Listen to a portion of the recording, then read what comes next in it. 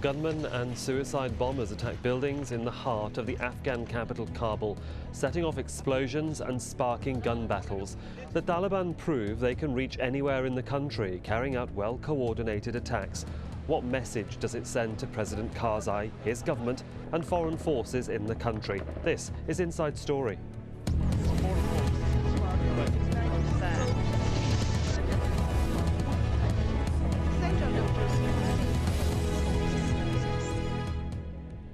Hello, I'm Sahil Rahman. Welcome to the programme. A 4-hour gun battle in the heart of Kabul.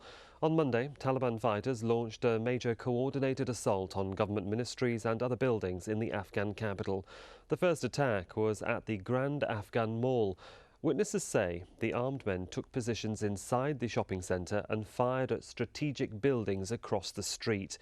The Interior Ministry later said another group of gunmen entered a nearby cinema. Explosions and gunfire were heard around the 5-star Serena Hotel, where many foreigners stay, as well as around the Afghan Central Bank, the Justice Ministry and the Presidential Palace. And the third major attack took place in front of the Gulbahar Mall between the Education and Foreign Ministries. A suicide bomber there blew up a vehicle after police fired at it. 12 people were killed, including 7 Taliban fighters, and 71 others were injured in the coordinated attacks. The men managed to avoid security checkpoints and attacked areas close to the presidential palace. The fact that Taliban could stage an assault on this scale has raised serious concerns about the ability of the government to maintain security and the multinational forces supporting it. Both Afghan President Hamid Karzai and US Special Envoy Richard Holbrooke responded very quickly to those attacks. As we were conducting the ceremony for the swearing in of the cabinet, a terrorist attack was going on in an area of Kabul close to the presidential palace. This is just one of the dangers. Other dangers threatening Afghanistan are more dangerous and could inflict more harm to Afghanistan, both from within the country and outside. The people who demand that the foreign troops leave Afghanistan before they talk about peace are actually asking for surrender. Let us not be naive about this. In the long run, foreign troops will leave Afghanistan. We don't want to occupy Afghanistan. We're here to help you. Richard Holbrooke speaking there. Well, joining me on today's programme in Kabul, Daud Sultanzoy. He's a member of the Afghan Parliament and chairman of an economic subcommittee. In Kabul also is Khalid Pashtun. He's also a member of Parliament. And in Washington, D.C., Malu Innocent. She's a foreign policy analyst at the think tank, the Cato Institute. To all of my guests, welcome to Inside Story. Daud Sultanzoy, can I begin with you, sir? Many ways at looking at what happened in Kabul on Monday. The Taliban perhaps are becoming more sophisticated in their attacks.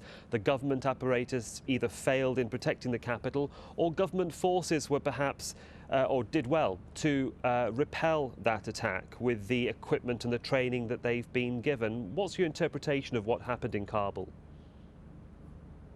I think everything is relative. If you look at this tragic day and compare it with previous events and tragedies, the government responsiveness, the security forces and their responsiveness and capabilities were commendably better.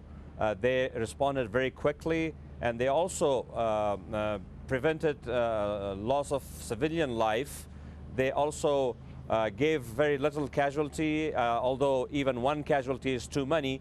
But comparatively speaking, they did much better, while it doesn't mean that they have done completely a flawless job. But this is a very, very important improvement, and this gives them a lot of boost for their morale, and it tells us that the training and the expenditure spent on the National Army, police and security forces can pay off if we do it right. Khalid Pashtun, would you agree with those sentiments? Well, actually, I really agree with my respected colleague. This time the situation was a little different. We didn't really expect our security forces to respond so quick and rapidly. Actually, the people of Kabul was kind of surprised. that the three security forces, the intelligence, the police, and the army have reached to the scene in a very short and a quick time frame, and they have done a very professional job, and they have suppressed lots of casualty. Actually, the casualty was very limited. Only 5 people, 1 civilian in 4 security people. 71 was injured. I'm sure the situation of those injured people are under control. It was really in a professional way, and we believe if in this kind of response is giving to these kind of incident, we kind of trusting the security field. And hopefully if the security respond that quick, we hope that the future of Afghanistan is kind of and the right trend. Okay, well, Malu Innocent, you've heard what our guests in Kabul have said. Do you think we're giving the Taliban too much credit? Because Kabul's population was once, what, 500,000? It's now nearly 5 million, and the suburbs have now been swallowed up into a much greater Kabul. The locations of these particular attacks were in a very small area, so it's inevitable that they were going to be targeted because they're so close. Mm-hmm. Well, I would agree with both the guests wholeheartedly. The only thing I would add is that we risk vastly oversimplifying the problem if we simply just focus on Kabul and the major areas. In fact, 3/4 of Afghans live in rural areas of the country, not necessarily in the urban areas or in the major districts. So we need to consider the extent to which the international coalition can operate and can actually build the Afghan security forces to a capacity where the international forces can eventually withdraw. And sort of my overarching concern is whether or not we can sort of see the changes on the ground that the Obama administration has laid out within the next 18 to 24 months. That's a very short time frame, especially when you consider the levels to which you need to build Afghan indigenous capacity in order to allow international troops to eventually be withdrawn. So hopefully we begin to sort of narrow our objectives and understand that the end state that we want to achieve will be very difficult to achieve in the time frame that we've allotted. And we will, of course, approach that part of the debate a little bit later in the programme. Just want to get back again to Kabul and Daud Sultanzoy. I mean, you're quoted, sir, as saying that you believe there may have even been collusion in this particular attack between some elements of the security forces and the Taliban. Do you have any evidence to back that up? No, I did not say that in this particular incident there was a collusion, but I said that some of the reasons that the Taliban can infiltrate so deep into the heart of the capital without being detected naturally indicates to us that there are some soft spots, and there are the possibilities of collusion, especially if they can carry arms and they can carry heavy equipment into a congested and dense area near the capital. This tells us that there must be some cooperation, and that has been the case in the past. But in this incident, we don't have any proof. The only thing that one can indicate is that based on previous experiences, when they move heavy equipment and heavy machine guns and things like that, in any case, that is a possibility, but we don't have any specific evidence in this yesterday's tragedy. Malu Innocent in Washington, D.C., can we just go back to the way the Taliban have been able to hit very high-profile targets? We saw a UN guest house attacked back in October and UN personnel killed. Earlier in January, several CIA officers at Camp Chapman were killed in an attack within the camp itself. Such high-profile incidents resonate much more strongly than the day-to-day killing, you might say, of Taliban, NATO and American forces, and therefore, I say, it really does hit home hard to Afghan people that this is the stark reality, and the Taliban reminding everybody that they're still around. Exactly. I agree 100% with that. I think that sort of the overarching problem with this is that we need to understand the levels of collusion would probably be far higher when you really look at the number of Afghan security forces that have dual legitimacies or dual loyalties, say to tribal affiliations, national identity, or maybe even possibly surrounding countries. We know to a far greater extent than is actually talked about that Pakistan, that India, that several other countries surrounding Afghanistan also have had an incentive to exacerbate and manipulate the internal ethnic divisions within the country. And just harking back to what you mentioned earlier regarding the double agent, the Jordanian agent who killed 7 CIA operatives, I'm actually quite surprised that we haven't seen more of these attacks from within the Afghan security forces, considering how easy it can be to sort of infiltrate a collaborator or some sort of dual agent involved in this sort of high-profile attacks. And I think going forward, what we must understand is that if we try and train the Afghan security forces, no matter what level of security they can actually bring to the cities and major areas, the only thing that a terrorist would have to do is puncture that security with a bomb or two every couple of months and still terrorize the local people. This sort of brings back to the Christmas Day attack in the United States over Detroit, the foiled attack, and the extent to which people in the United States have sort of said that we need to sort of increase our security at expense of greater liberty. But I think what we need to understand, what I think Afghans need to understand too, and I think they understand this to a greater extent than many Americans, is that you can never have a 100% degree of security. If you consider the country of Afghanistan, if you consider the country of the United States, there will always be terrorists who get through the net. So how many sort of security measures can you have in place before it becomes too cumbersome for the security forces? Khalid Pashtun, based on what Miss Innocent just said there in Washington, do you believe then that the troop surge is possibly having an effect if it is being able not only to secure parts of Afghanistan, but also help improve the training that is given to Afghan security forces for them to act so proactively when they are attacked or when Kabul is attacked in this sort of way? There is no doubt that we used to have the Afghan army. They were all well trained and they were responding to the insurgency always in a very quick time, especially in the last 2 or 3 years.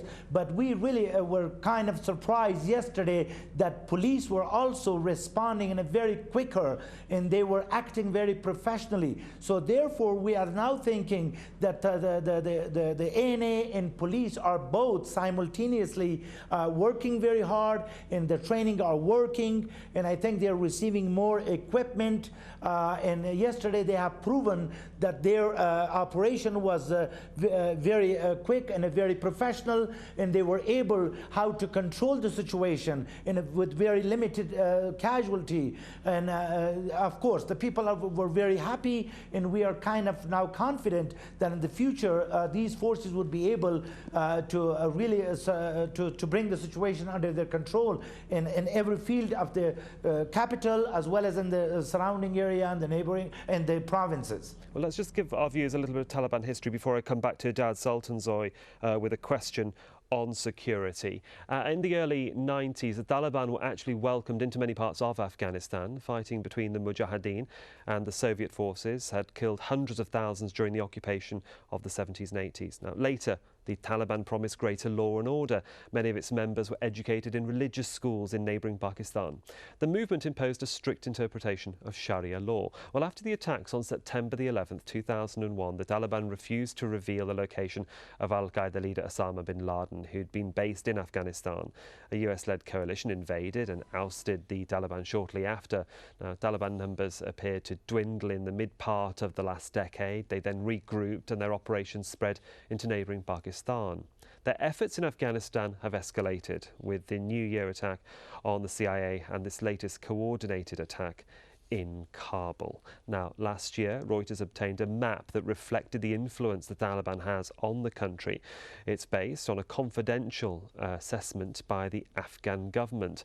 More than half of the country is exposed to the threat of insurgency, with the high-risk areas primarily in the south and the east of the country bordering Pakistan. And Mr. Sultanzoy, how important is it to have strong central government to maintain a strong security nationwide? At the moment, we're seeing a weak government and a president marred always with a corruption allegation over his head. I think one of the things that is very, very important, we cannot afford to focus only on military and security forces and their improvement. And we have to be very cognizant about several other things. One of the things that Taliban are thriving in with is that they go and they thrive in people's inability to trust the government and people's disaffection and dissatisfaction. So one of the things that we can deny the Taliban is to uphold what the people are looking for, which is better services, good governance, rule of law, fighting corruption. These are the things that people are thirsty for.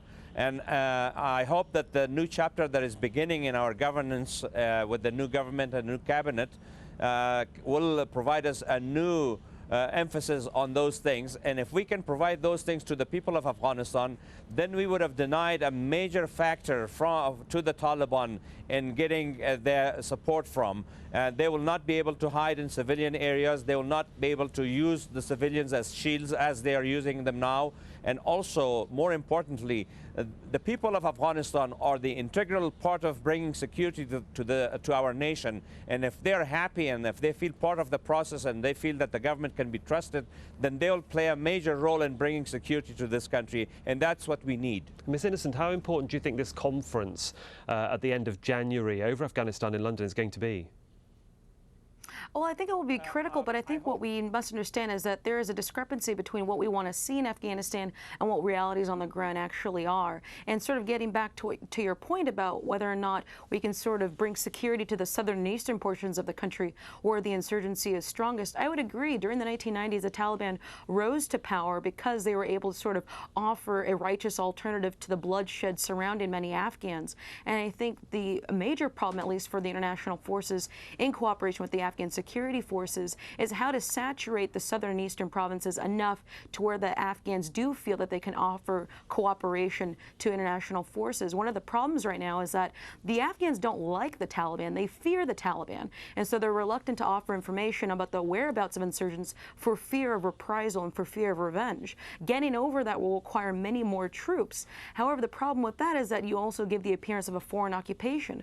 But I think the 30,000 extra troops that President Obama just decided to deploy recently, just last year, is sort of a Band-Aid on a compound fracture. In fact, if you look at the U.S. Army and Marine Corps' own counterinsurgency field metrics, you would need 200,000 troops in the south alone. So we really need to sort of reconcile the disparity between what we want to see and what's actually achievable. Khalid Pashtun, would you agree with that the people in Taliban-controlled areas are strong, are fearful of the Taliban? My question, therefore, is if you had more Afghan security personnel in those Taliban strongholds and not US and not NATO and not ISAF, would the Afghan people feel a lot better in cooperating with the authorities and feeling that they have faith in the central government?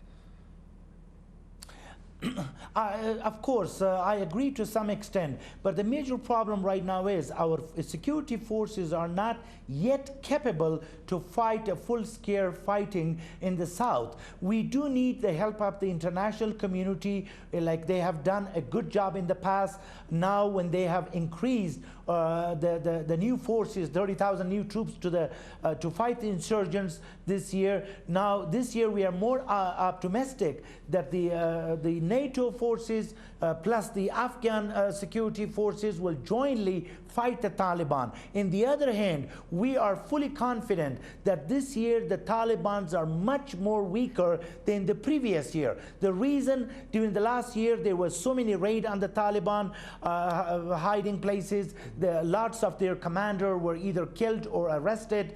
So this year the situation would be completely different. I personally believe that this year the new ANA forces, which has really recently graduated from the ANA Academy, and plus the polices and 30,000 new troops, will absolutely bring a new changes to the south, to the stronghold of Taliban. And the second important thing is the pressure on the neighboring country, Pakistan, which is a very important fact. that always the people of Afghanistan believe, as well as the international community. Mr. Holbrooke a few days ago have mentioned that in order to bring peace to Afghanistan, so the first important thing is to pressurize the Pakistan-based Taliban, especially in Baluchistan. Well, of course, that's ongoing at the moment to a certain extent up in the northwest, and we don't have anybody from Pakistan to respond to that. So I'm going to actually go back to Dowd Sultanzoy to talk about the troop surge. And is there a contradiction, sir, at all, in any way, that you can have a troop surge in one hand given to you by the Americans, and yet there's also talk about withdrawal of troops by 2011 in the hope that Afghan troops can take over? I think the troop surge subject has been misinterpreted by many circles. In my opinion, the training of the Afghan army and police and other security forces in Afghanistan has not reached a point, and the number of readiness of our troop and the level of readiness, I should say, has not reached a point where they can fight full-scale wars by themselves, on one hand. On the other hand, also, there's another important factor which is absolutely non-military. That is creating a culture that a national army, a national police, and our national security forces should have in this country. We still need to work on that. This requires astute leadership by the government and the state of Afghanistan. And also, another important factor in this would be if the troop surge levels off, and then when the need for the extra troop has been removed, and when they go home, we will still need a contingent of our allies' troops in Afghanistan to continue a joint operation for a while until we provide enough opportunities for the people of Afghanistan so they can depend on the government, and then they can trust this government, and they can also take side with the government. And military alone cannot solve our problems, but the civilian involvement with our military has to be enlisted with better services for them, with bringing them to our side, and that will take time, I think. Well, if it's not just a military option, then there has to be a political avenue as well. And I wonder, Mr. Khalid Pashtun, whether this whole talk of maybe bringing the Taliban into the government or talking to the senior commanders is actually a serious issue now as we head into 2010, that this is an avenue of thought that really has to be addressed by the Afghan government and the international community. It's been muted by the Germans. Of course, the Afghan government have repeatedly said that we are inviting the Taliban to reconcile. But Taliban are continuously denying and rejecting the proposal. But what we believe, since I'm belonging to the Internal Security Committee in the Parliament, and we always concentrate on this issue, we believe till the Taliban gets weaker, the international community and the Afghan security forces needs to pressurize Taliban till they are compelled to come to the negotiation table. And the second important thing, which, as I mentioned in the previous comment, that the important issue today is our neighbor Pakistan. Of course. The Taliban still feel very strong in Pakistan. Till we pressurize them there, they wouldn't be able, or they wouldn't be available already to come to join the Afghan government. Okay, very quickly, and finally to Malou Innocent, can I just bring you in on that final thought? We're running out of time. Just your thoughts about the Afghan government and the international community talking to senior members of the Taliban, if it means bringing peace to Afghanistan. Can it happen? I think it might. I think there is possibly a means of bringing in some sort of broad power-sharing deal. However, I don't think we need to look at the enemy as a monolith or as a homogenous group. What would we have to actually concede to the Haqqani network or to Gulbuddin Hekmatyar's network versus the original Afghan Taliban? That's one issue. But also, I think I'd direct viewers to a recent report that was obtained by Richard Engel of MSNBC that was delivered to all the top commanders in Afghanistan, including Central Command Chief David Petraeus, that actually showed that there's a high level of absenteeism, corruption, and nepotism within the Afghan army. And so I agree there will be a lot of problems as far as trying to train the Afghan security forces to a level to which it would be allowed for the international forces to withdraw. And there, for the moment, we have to leave it to my guests in Kabul and in Washington, D.C. Thank you so much for joining me.